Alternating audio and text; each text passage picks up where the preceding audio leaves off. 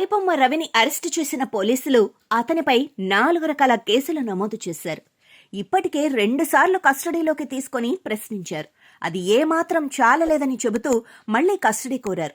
దాంతో కోర్టు 4 కేసుల్లో కూడా కస్టడీకి అనుమతించింది. ఒక్కో కేసుకు 3 రోజుల చొప్పున 12 రోజుల కస్టడీకి అనుమతించింది. అందువల్ల పోలీసులు మళ్లీ రవిని కస్టడీలోకి తీసుకుని ప్రశ్నించడం మొదలుపెట్టారు. ఇదంతా ఓకే, కానీ అసలు సమస్య మాత్రం పరిష్కారం కాలేదు. రవి అరెస్టు తర్వాత పైరసీ ఎక్కడా ఆగలేదు. కొత్తగా రిలీజ్ అవుతున్న అన్ని సినిమాలు ఎప్పట్లాగే పైరసీ అవుతున్నాయి. ఒక్క సినిమా కూడా పైరసీ అవ్వకుండా ఆగింది లేదు. మరి రవిని అరెస్టు చేసి పోలీసులు సాధించిందేంటి అన్న ప్రశ్న వస్తోంది. అసలు పైరసీ ఎందుకు ఆగట్లేదు అనేది లోతుగా ఆలోచించాల్సిన విషయం. ఎందుకంటే రవి ఏ కొత్త సినిమాను డైరెక్ట్గా పైరసీ చేయలేదు. అంటే థియేటర్కు వెళ్లి రహస్యంగా వీడియో రికార్డులు చేయటం వంటివి రవి చెయ్యలేదు. అతను ఇతర పైరసీ సైట్ల నుంచి పైరసీ సినిమాల్ని తీసుకుని ఐబొమ్మ వెబ్సైట్లో అప్లోడ్ చేశాడు. అందువల్ల అసలు పైరసీ సైట్లు అలాగే ఉన్నాయి. వాటిని పోలీసులు బ్రేక్ చేయలేకపోతున్నారు. రవి దొరకగానే అతనే పైరసీ కింగ్ అని గొప్పగా ప్రకటించారు. కోట్ల రూపాయల నష్టం వచ్చింది రవి వల్లే అని చెప్పారు కూడా. కానీ పైరసీ మాఫియా ఐబొమ్మ రవి కేవలం చిన్న పార్ట్ మాత్రమే.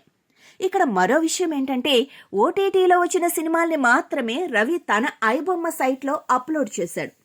అప్పుడు ఆ పైరసీ కూడా ఆగిపోయినట్లే అని అంతా భావిస్తున్నారు. కానీ నిజానికి ఆ పైరసీ కూడా ఆగలేదు. డిఆర్ఎం టెక్నాలజీని వాడిన రవి దీని ద్వారా ఓటీటీ సినిమాలను ప్లే చేస్తూ స్క్రీన్ రికార్డ్ చేశాడు.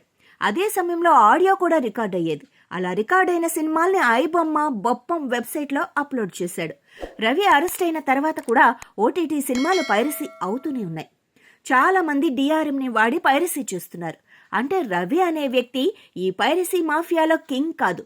అతని అరెస్టుతో పోలీసులు సాధించేది ఏమీ లేదని తేలిపోయింది. అసలైన పైరసీ సైట్లు 4-5 ఉన్నాయి అనేది అందరికీ తెలిసిన విషయమే. అవి నేరుగా థియేటర్లలోనే పైరసీ చేస్తున్నారు. వాటిని పట్టుకొని క్లోజ్ చేసినప్పుడే పైరసీ ఆగుతుంది. కానీ పోలీసులు ఆ పని చేయకుండా రవినే పదే పదే ప్రశ్నిస్తున్నారు. ఇతని ఎంత ప్రశ్నించినా పోలీసులకు ఉపయోగం పెద్దగా ఉండదు. అసలు పైరసీ కింగ్లు ఎవరన్న విషయం పోలీసులే కనిపెట్టాలి. వాళ్లను అరెస్టు చేసినప్పుడే దీనికి బ్రేక్ పడుతుంది. టాలీవుడ్ ఇండస్ట్రీ పెద్దలు కూడా ఈ విషయాన్నే పోలీసులను కోరాలి. కానీ రవి దొరికిన వెంటనే టాలీవుడ్ ప్రముఖులు చాలా ఆనందపడ్డారు. ఎందుకంటే అతని అంతా చేస్తున్నాడని అనుకున్నారు. కానీ అతను ఓ పరాన్నజీవి లాంటి వాడని ఇప్పుడు తేలిపోయింది. అందుకే పైరసీ ఆగట్లేదు. మరి పోలీసులు అసలైన కింగ్ పిన్లను పట్టుకుంటారా? నిజంగా పైరసీకి బ్రేక్ వేస్తారా అనేది భవిష్యత్తులో తెలుస్తుంది.